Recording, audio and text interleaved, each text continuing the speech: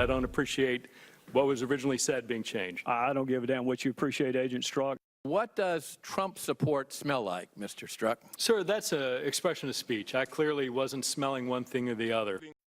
Well, Peter Strzok getting into a tense exchange with House Republicans while testifying last month on the Russia investigation. Well, we are just learning the agent has been fired from the FBI over sending disparaging texts about President Trump to his lover and former FBI lawyer, Lisa Page. Our next guest is Congressman Doug Collins, House Judiciary Committee member and vice chair of the House Republican Conference.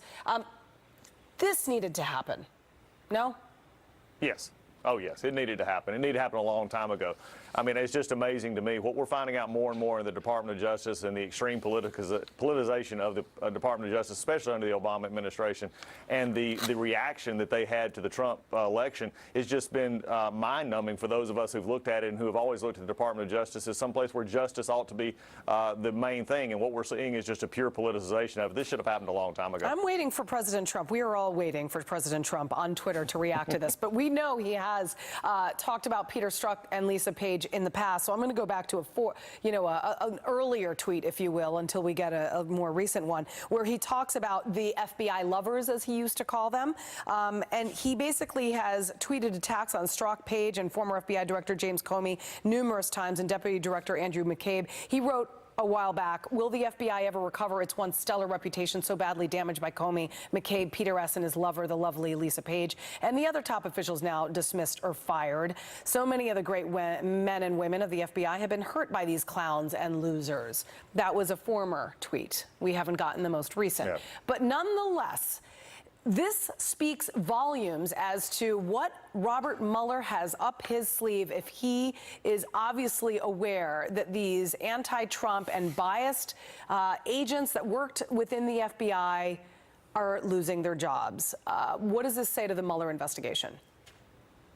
I think the Mueller investigation has to take all this into account. I think what we're seeing right now is what I believe he is finding, and I think what we're finding in our investigation. So for all these people who want to stop the investigation that we're doing into the Department of Justice, Mueller is continuing his investigation. We're continuing to look at the Department of Justice and their policies and procedures. If you remember in that same hearing, I asked Peter Strzok about his security clearance, and we have actually now documented even further. He probably should have been read out and not even a part of the Clinton investigation or even brought onto the Mueller, because for at least for a short time, he was out of compliance with his polygraph test. This is problems inside the Department of Justice that we need to start looking at. But when you look at the names that you just named, think about what you just said, with McCabe, Comey, Strzok, Page, all these in the same place. Where's the front page Washington Post headline on that? Where's the front page of the national news media saying corruption deeply suited at DOJ?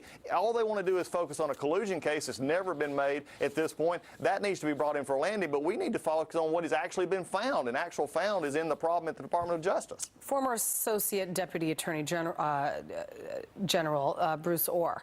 He is set to testify. He's got to answer to Congress why he had over 60 contacts with the dossier author Christopher Steele as far back as January 2016. I mean, the bias runs deep, and it's not just one or two bad eggs here, obviously, with the list of names you just recited. So you've got a Justice Department official set out to discredit a future president. You got a member of the FBI caught exchanging anti-Trump texts. Is this just the beginning of heads rolling over the fallout of the bias in Washington?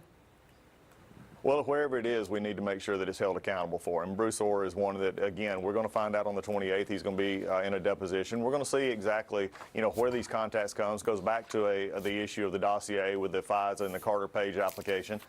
My concern here is the things that are not that are left unsaid. And people say were not a big deal. That his wife worked for Fusion GPS. That he had all of these contacts, and he was not even in. What concerns me the most, where from what we can gather, he was not the handler for Chris Steele. Why is Chris Steele going outside of his normal chain of command to come to somebody who works in narcotics, another part of the division, to actually have these contacts and then be very concerned about the concern for Bruce Orr when Sally Yates was fired, and is it going to be okay, and can I still get information? This really reeks at a problem that we're going to continue to look at, and it brings back something that's not often talked about on this issue, and that's the FISA court itself. And for many of us, we're looking toward the FISA court itself, making sure that it's doing what it should be doing and not falling prey to these political motivations that we're seeing. seeing brought out. The anti-Trump Steele dossier was used to obtain a warrant leading to the Trump Tower surveillance, possible abuse by the FISA court. The list goes on. Congressman Devin Nunes talking about the Christopher Steele bias. Let's play that. Okay, it's not a soundbite. It's actually. Steele was terminated as a source for doing all things like talking to the media at the behest of Glenn Simpson. So remember, he was working for Glenn Simpson, Fusion GPS, who were working for the Clinton campaign. Christopher Steele was fired. A lot of this information wasn't shared with the FISA court, especially the fact that Christopher Steele was desperate that Donald Trump not become president. Your take.